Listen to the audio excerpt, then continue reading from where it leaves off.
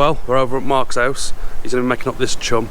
So we thought we'd get a video of it just to show you what we actually do with the chum. Mark has his own little ways and things that he adds to it. So we'll just get on with it now. Let Mark have a chat with you. I'll be behind the camera watching him and taking the mick out of him while he does it.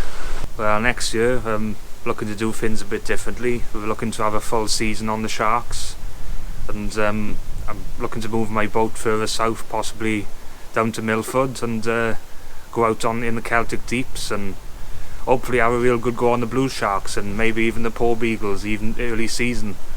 And well, it's coming in autumn now, and we've got all winter to go, but can hardly contain my excitement, and we're starting to make up some chum ready for it. Basically, I want to have a full freezer of chum ready, so every time I go down there I could just hit the sharks, not have to worry about getting chum, just have it all ready to go. And basically what I've got this made up by Dave, welded it up, and it's like a chum chomper, heavy bit of metal. It's got like axe blades on it, and sort of sharpened them up, and it's sort of a good way of pulping up the fish, and bone and guts and all the bits and pieces. And obviously started using these as well, because these seem to really cut through, especially fish heads and stuff. They seem to really mash through them and dice them up and go through all the gills and sort of release all the blood out of them and just break them up, basically chop them up into pieces. And yeah, anyway, we've got two lots of, well, we've got a load here of old mackerel out of the freezer and old beach bait, bits of squid and just leftover mackerel from fishing trips and stuff. It's all gone soft and not really good to use again as a fresh bait, so that's the first load we're going to do. And the second load is a load of stuff I've managed to get from the local fishmongers. A lot of it is hake heads and trout heads and bass frames and bits and pieces, and that's going to take a lot of mashing up, but yeah, let's get on the mackerel first anyway. Basically you're going to just try and pulp it up as much as I can, just spin it around and try and get to the stuff at the bottom.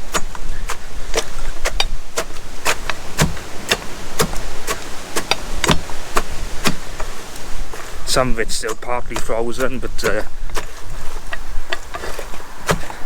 it'll all smash up at the end of the day.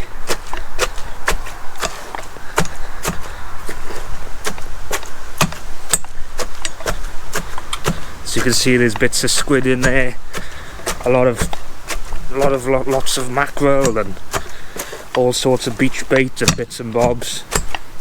Mostly mackerel in this lot. And as you can see, it mashes up quite easy after it's been in the freezer and it's all gone soft.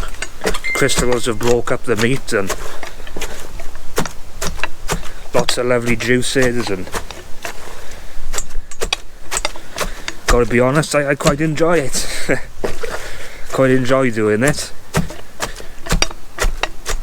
I can almost hear the reel in my head going zzz as a shark run. First run of the season. Well, this is after about 10 minutes of mashing it up, and this is about the consistency I'm looking for, and it's almost like a paste, really. It's really yeah, it's basically like a paste. It's like a really gooey and sludgy and beautiful stuff. I'm going to add some of this holy mackerel fish oil.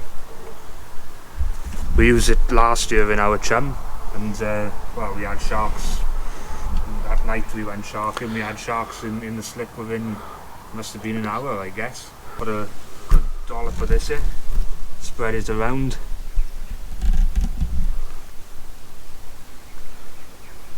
Won't add too much to this lot because it's mackerel and it's oily enough anyway. There's another thing that I like to add to my chum, which is sand. It's just sand off the beach, basically, any old sand. And I believe that it's sort of, where the bran stays quite shallow in the water, and I think the sand, each sort of grain sort of gets coated in oil, and obviously sand being stone, it sinks quite quickly, and we're in sort of, could be into sort of over 300 foot of water out there, and I just believe it's, you know, if it goes down quicker, it might pull sharks up that have been, you know, down deep, like, otherwise might miss the slick. It's just a theory. I don't know if it works, but I don't know. Perhaps it will. It just makes me feel more confident anyway. So let's get a good few handfuls of this in.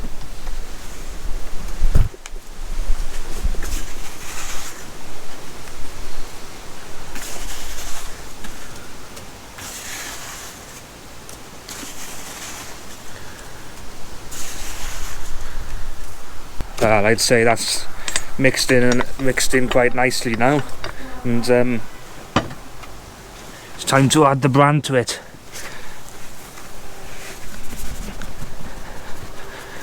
Thing is, there's no exact set amount to how much you want in there. It's whatever your preference is, really. But it's surprising when it's mixed in how much bran you can actually put in there.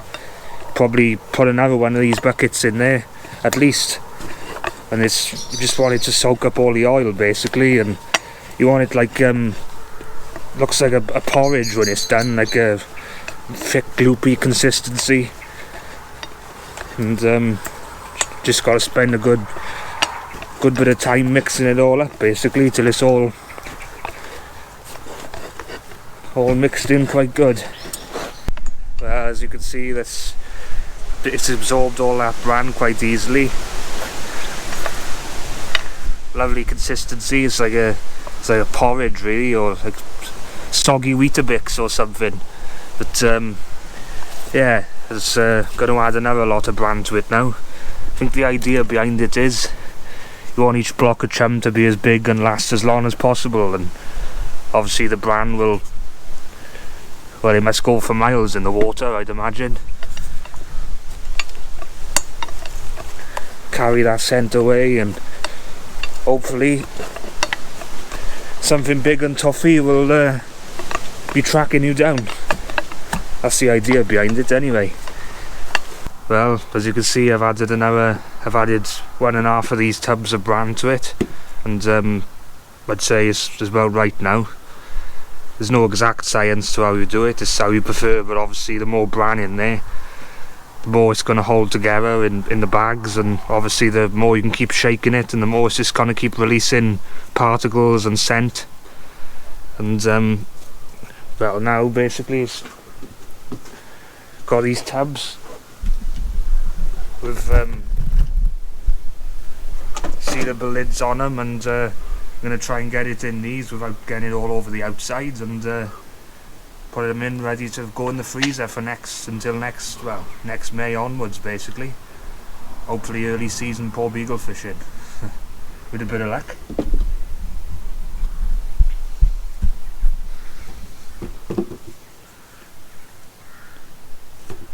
You can see, trying to compact it down in there, get as much in there as I can.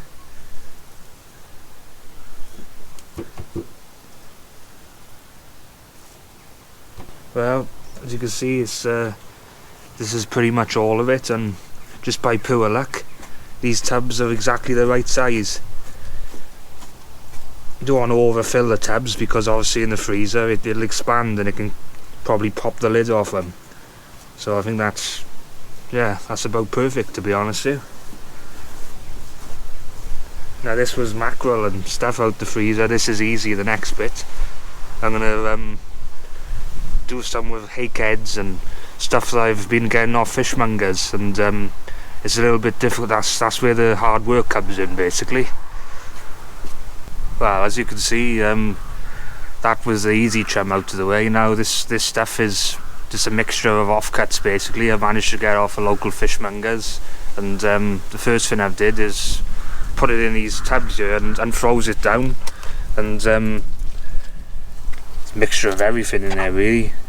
Even a little bit of beach bait in there I've chucked in there, and yeah, but a lot of it is sort of stuff like these hake heads and frames, and you know, a lot of hake heads in there. And but anyway, it's been froze down, and this stuff is harder to make chum out of, but I should explain. The first thing I do, as you can see in here, there's a lot of lovely juice and oil, and this has just seeped out of it all as it's been frozen, and you know the crystals have expanded, then thawed out again. It's all sort of seeped all this beautiful juice. So the first thing I do is drain this juice off into a separate tub.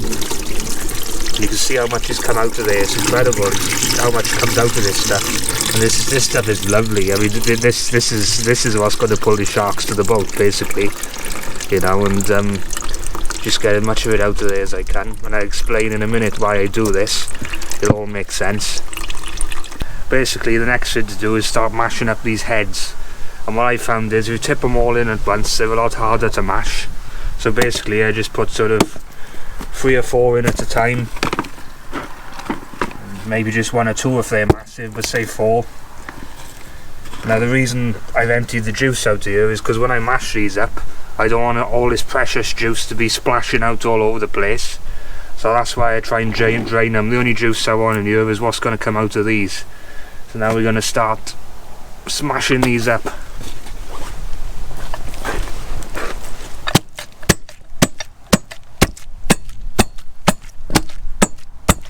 Basically 1 at a time.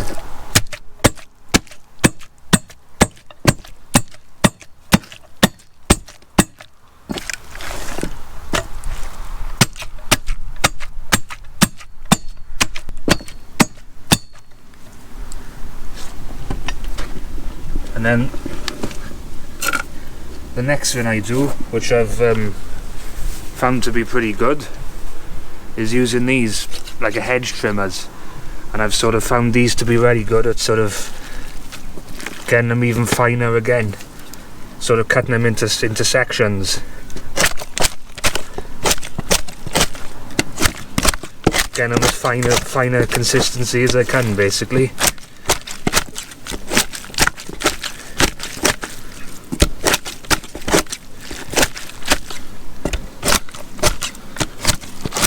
It's a lot of hard work.